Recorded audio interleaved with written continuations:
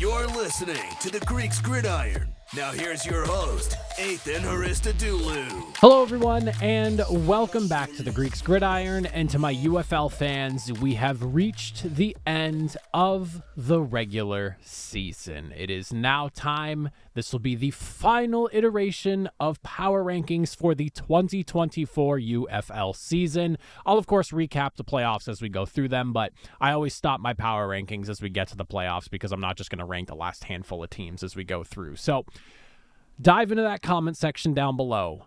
Let me hear your thoughts on this past weekend, the entire season. What are your power rankings? How do you feel about my power rankings? How do you feel about this past season and going into the future? I would love to hear what you all have to say. But diving in, we'll start things off, as we always do, the number 18 at the bottom of the league. And for the first time in about 2 months, it's not the Memphis Showboats. It's the Houston Roughnecks, who fell 19-12 to those very same Memphis Showboats to wrap up a season of just offensive struggles and inability to find the end zone. And unfortunately, maybe discovering Nolan Henderson's ability too little, too late for them. I will say that when I think of the Houston Roughnecks this year, they're one of those teams that I look at and just kind of think, what if? Because this is a team that had a really good defense, considering how poorly the offense was working on the other side of the football for them each and every single drive. If this team even had a somewhat viable offense, we're probably talking a team that's fighting somewhere around the 500 mark. I do believe in how good that defense was in Houston, but it was just the offensive struggles that we saw week in and week out, and we saw more of that this past weekend. Aside from Nolan Henderson himself, who pretty much did a lot of the heavy lifting for this offense following Reed Sinet's interception, he racked up 275 yards altogether, and I was kind of left wondering, like, man, I wonder what this year would have looked like if he was just the starter from the very beginning with his ability to move the football through the air and on the ground at times. I would be very curious to see how this offense maybe could have worked. On top of that, you look at just how they played things out in this matchup here. I mean, they finished 1 for 4 in the red zone. On top of that, they scored a singular touchdown on the evening. I think it highlighted the issue for Houston all season long, which is an inability to sustain any sort of drive beyond what felt like 3 plays more often than not. And on top of that, whenever you got yourself into the red zone, being able to finish things off and punching it into that end zone. Couple that with some struggles from the offensive line. They let up a couple of sacks. I believe the defense for Memphis was credited with 6 tackles for loss as well. It really is unfortunate because this has been a good Houston defense that has just been crippled by a very poorly performing offense in Houston that has had a few bright spots pop up here and there, throughout the duration of the season, but not anything to really write home about. And to hammer that defensive point home, I mean, you see what they did against a team in Memphis who has struggled offensively, held them to 203 yards total, 1 for 7 on third down. I mean, a lot of the numbers, when you look at them, like if you were to just read a stat sheet without the score, you'd look at it and probably assume Houston walked away with over 120 yards more of total offense. They did better on third down.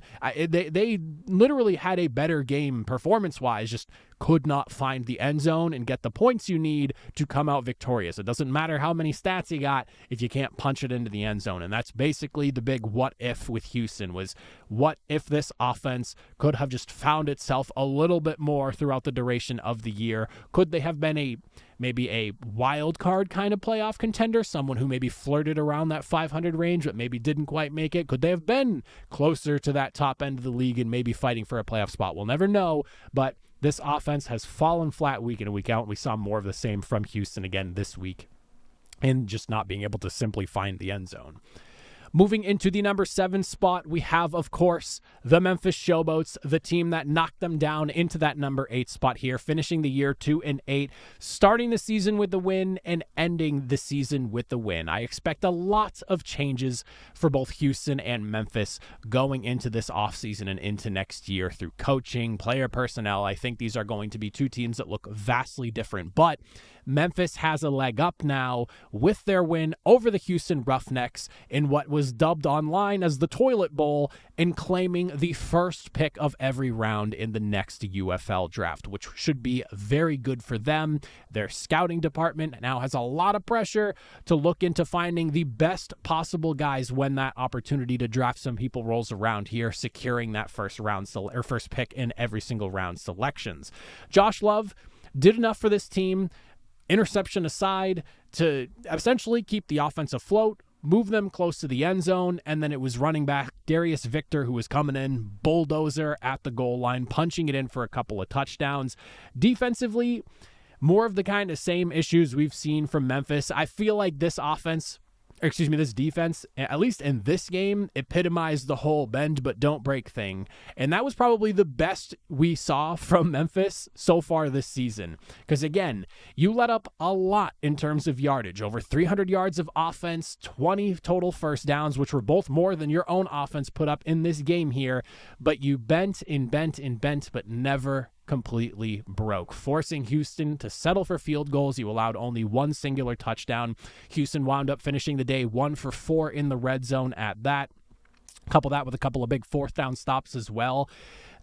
Listen, this is two bottom teams battling it out for the first pick in every round of the UFL draft. And I will say that this game kind of looked the part of it as well with that 19-12 finish, but Memphis was able to scrape a little bit more together. They caught a couple of lucky breaks here and there throughout the game, ultimately finishing off winners here. And again, like I said, we're going to see a lot of turnover from both of these two bottom teams here, but Memphis can at least walk away knowing they finished the season off with a win. They're not the worst team in the UFL, and they have some good to look forward to come UFL draft time. Moving into the number 6 spot now with a tough 32-31 loss to the Arlington Renegades, we are looking at the DC Defenders. And when I look at the Defenders this season, I think of defensive failures and a one-dimensional offense. That is basically DC in a nutshell if you want to sum them up. I'll give credit to the DC defense. Going into this game here, Luis Perez, one of the better quarterbacks in the UFL, always doing a good job taking care of the football, not afraid to sling it, throwing touchdown passes every single game, multiple scores. But you come in, a couple of big-time interceptions off of Luis Perez. But aside from that, again, more of the same, more of the messy defense, not being able to really stop anything your opponent is doing, aside from those couple of big takeaways, from the 3 passing touchdowns they allowed to the 120 rushing yards on the ground, the breaking in the final moments as Luis Perez just hammered away, driving down to the field, ultimately leading to the game-winning drive. This defense all season long has struggled to really do anything and stop anyone from doing what they need to do to get wins over them, and hence why you have them sitting in this 4 and 6 spot. Coupling that with an offense that, like I said, very one-dimensional. And it's unfortunate because it feels like this DC offense was kind of reeling all season long from it. You lose Abraham Smith before the season even starts, and I've talked about that a lot here. But of course, you lose him early. You never really, it feels like, buy into your running game until a little too late into the season. And even then, it's really inconsistent when you are having good or bad games, regardless of when you start to up those attempts and let the running backs move a little bit more. You're just overly relying on your quarterback, who it felt like most games was basically 1-to-1 with interceptions and touchdowns. For every touchdown he threw, he had an interception to go along with it. The amount of 1 touchdown, 1 pick, 2 touchdown, 2 pick games that Te'amu had this year, where he was basically 50-50 at best as a quarterback, it's crazy. Like, go through the scores of each game, like the stat sheets, and just look at his numbers. Right around 50% completion and a touchdown and interception to match each one every single game. It's kind of crazy when you look at the numbers. But overall, again, never recovering from Abraham Smith, never really finding the true wide receivers you needed to replace the top 2 guys you lost going into this season from last season, which were a big reason why your passing attack was so insane to watch last year. It is what it is. You're 4 and 6 now. Really tough crash and burn ending for the DC Defenders. But thankfully, you have a great location with fans that love DC. You have the Beer Snake. DC loves football, and it's very clear that DC also loves their defenders. So yes, not the season you were looking for, but you have an excellent fan base over there, and that's one that I think a lot of teams can envy in the UFL and in spring football as a whole. Moving into the number 5 spot, we're looking at the 3-7 Arlington Renegades. Yes, a team that has a worse record above the team that is right below them, because sometimes it goes a little bit deeper than that. You look at some of the really, really tight competitive losses that Arlington had to some pretty good teams here. It's hard for me to knock them being 3-7, especially finishing off the year strong in beating the team that they have right below them who has one more win than them. With nothing but pride to play for, I tip my cap to Arlington because this was a great performance from them. Luis Perez at this point is like the spring football quarterback of legend. I believe he has over like 7,000 passing yards or something, or close to it, if not already at 7,000 passing yards during spring football. He came into this game nearly 40 passing attempts. He was gonna sling the football. It didn't matter if he was throwing interceptions. He was still throwing touchdowns as well. He went for 215 yards with those 3 touchdowns and 2 INTs, feeding wide receiver Tyler Vaughns and tight end Sal Cannella like he has throughout the majority of the season. But the one thing that really made the difference for Arlington in this game was their ability to run the football, where DC failed to really stop anything that Arlington was doing, minus a couple of interceptions. You had Arlington, who not only was able to throw the football successfully, but they could run the ball on the ground. As running back Devian Smith went for 94 yards, averaging 4.7 yards per attempt. It was a really good showing, a nice balanced offense, one that leads to victories if only your defense could have been able to keep up with what you were doing offensively this year. Both of these defenses, though, struggling in this matchup, but it really was Arlington's ability to stop the run. And that's not something that Arlington has really been able to count on through the majority of this season. They came into this matchup ranked 7th against the run in terms of yards per game, but to hold DC to only 38 yards, you force them into this one-dimensional offense that they have to run here. And if it wasn't for some really ugly special teams, honestly, Arlington probably could have maybe ran away with this game here. Because, I mean, if you look at what was happening on special teams, you obviously had the lone kickoff return touchdown that you got this season from the DC defenders. On top of that, you had a wild situation where you had a safety on another kickoff return as well. If you take those points away, you're looking at a game that's a lot further apart, where I do look at what Arlington did, and offensively and defensively, again, Luis Perez interceptions aside, I do think Arlington played a better football game as far as offense and defense goes, but special teams was they had themselves quite a day, a bit of a rocky few moments, but overall,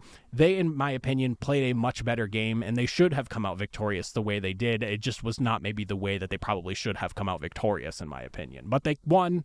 And I do think that they were the better team in that matchup. So we set them at number 5 at the top of the bottom half of the UFL.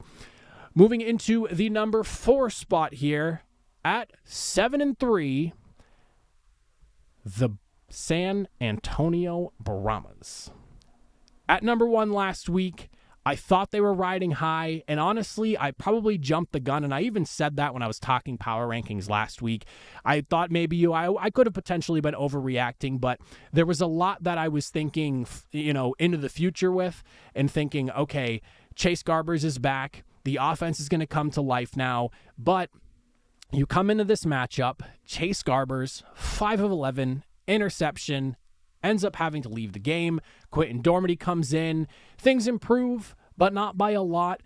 You clearly are missing both your running backs, John Lovett and Anthony McFarland, and if it wasn't for Jontrey Kirkland being an absolute playmaker, this game is probably even further apart than the 13-12. So it was not a great day offensively. And again, I know you're missing guys, and this isn't your offense, but for me, when I had them at number 1 last week, a lot of the foresight I was having was, okay, Chase Garbers is back. He's going to help light it up.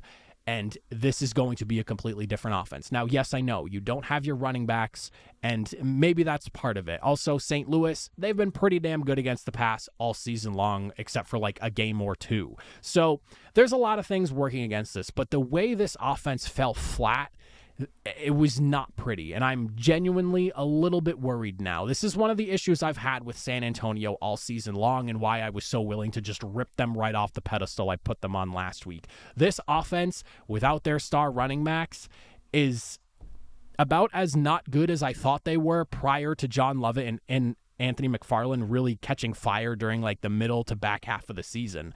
Now you have a team that has a winning record, a fantastic defense, and all these questions again on offense that I don't really know about anymore. And so while I was very high on them last week, I was anticipating Chase Garbers coming in and wheeling and dealing this week, and that's not what we got. So now you still have a great defense. Don't get me wrong. Very disruptive. Best pass rush in the UFL. You finished the day 3 sacks, 7 tackles for loss. You had 8 total pass breakups as well. You held St. Louis to just 2 for 12 on third down, 0 for 2 in the red zone.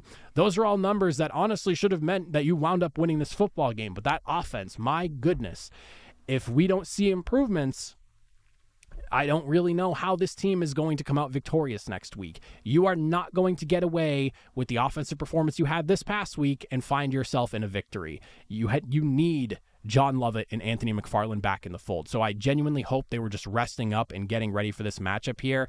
But I would have liked to see at least one of them if that was the case, because you had home field advantage for the conference championship on the line.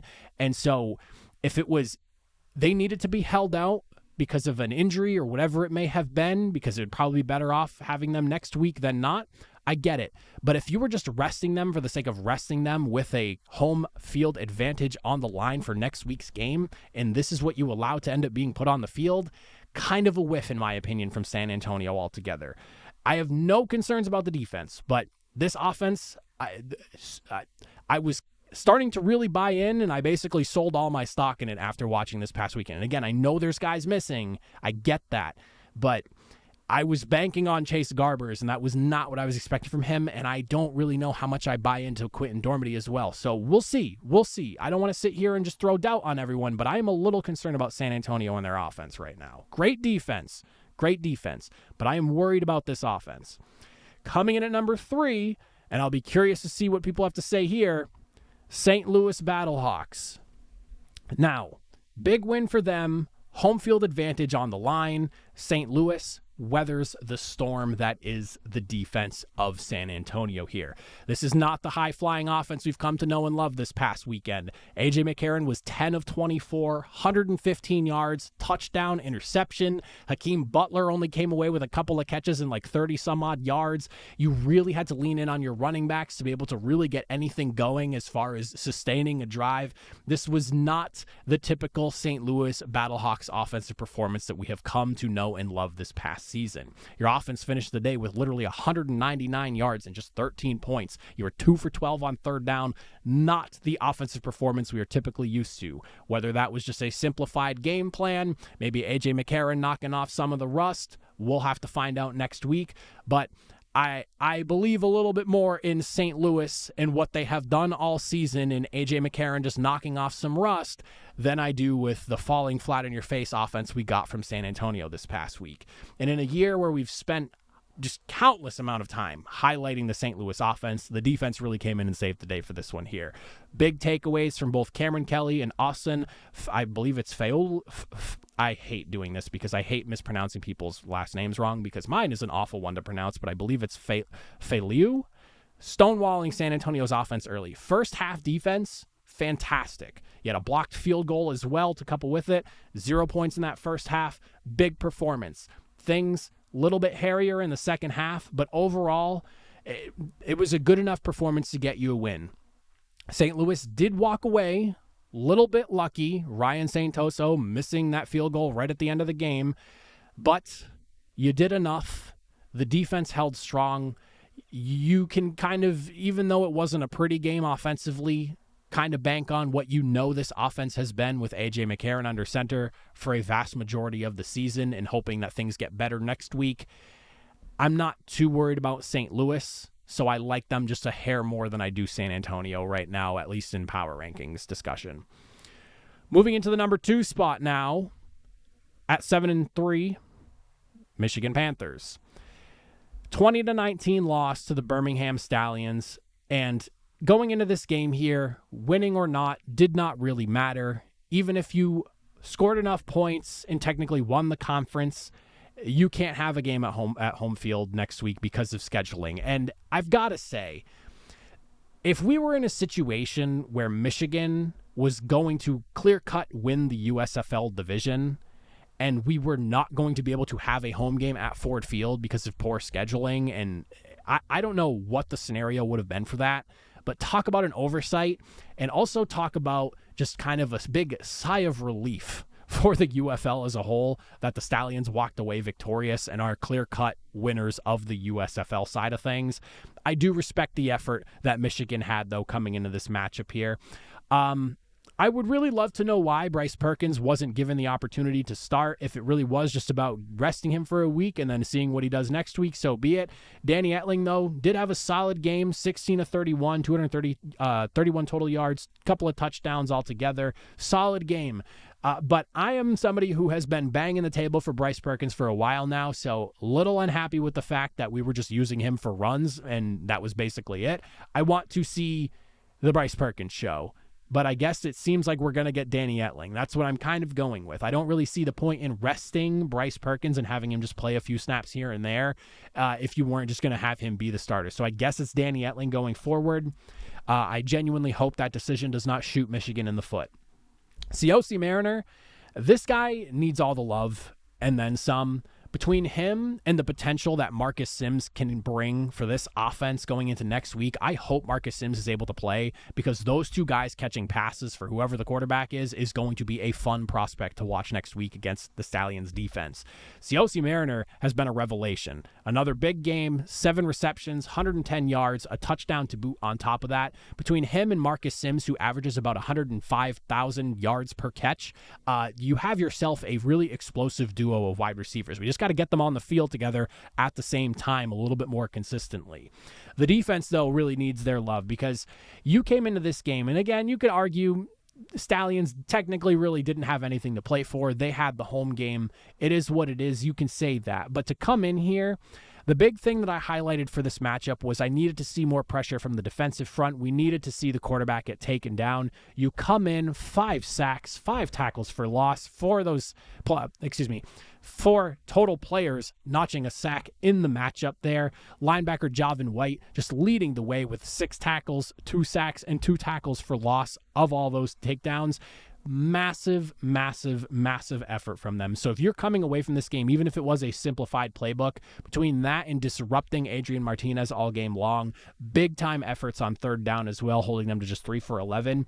This was a good game, and a game that you can walk away and honestly pat yourself on the back for. Like, yeah, you lost. It's a moral victory. You can say that, but you came in and you were disruptive, and you held Birmingham to the same score you did the first time around. You managed a few more points, and again, you can point to players being rested and what have you, but this was a good contest to walk away from, and it took a massive effort late for Birmingham to walk away victorious. You had nearly had this game, so you've got to be feeling good coming out of this one here, and you probably, at the very least, come out of this game shaking Birmingham's confidence even just ever so slightly, and even just a tiny bit of that is good for you in the end. So I'm excited for next week's matchup here. Tip my cap to the Michigan Panthers. Excellent performance. And I think this is a team, despite the musical chairs we've seen from at quarterback, is amongst the best in this league. And then, of course, at number 1, to wrap up the power rankings for one last time this season, the Birmingham Stallions at 9-1. The struggles, of course, are worth mentioning here. And again, I know this game is only a formality. I'm going to keep reiterating that because I don't need to hear people say it to me. I know, I'm well aware, but Adrian Martinez, and I saw Stallions fans, they were all worried. I saw some tweets. Who broke Adrian Martinez? 14 of 28, only 163 yards and a touchdown. Up and down performance is probably the best way you could describe it.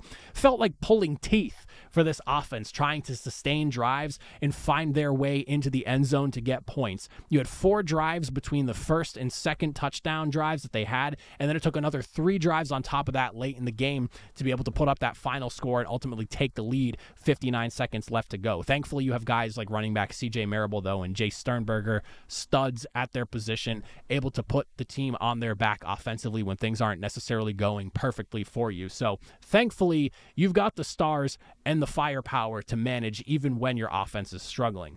Defensive side, considering the key inactives you were dealing with, you got yourself a good performance. So nothing crazy, nothing flashy. It's not one of those games that is going to jump off the paper when you look at the numbers, but I will say that considering some of the key players you knew were going to be missing action being rested for next week's matchup, I would say it was a good performance overall, and it didn't have to be great. Again, formality type of game.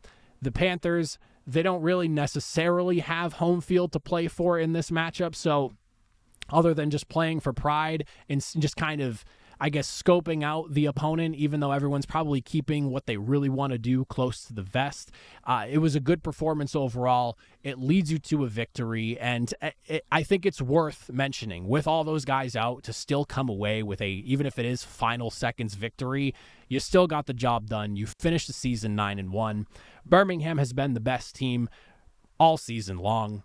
I was wrong last week. I'm more than happy to admit it. I was definitely maybe a little bit smitten by the prospect of where San Antonio could go, but clearly there are some offensive issues that need to be addressed there, and Beham is that team that runs the league, at least at this very moment here. But those are my power rankings. Those are my thoughts on this past weekend's games, my last power rankings of the season. Once again, comment down below. Let me hear your thoughts on the season as a whole, how you think things will look going into maybe next year. What are your power rankings? The thoughts on mine. But as always, if you made it to the end, I greatly appreciate it. I'll see you all later this week for game previews for the playoff conference games. But that is it. Have a good one.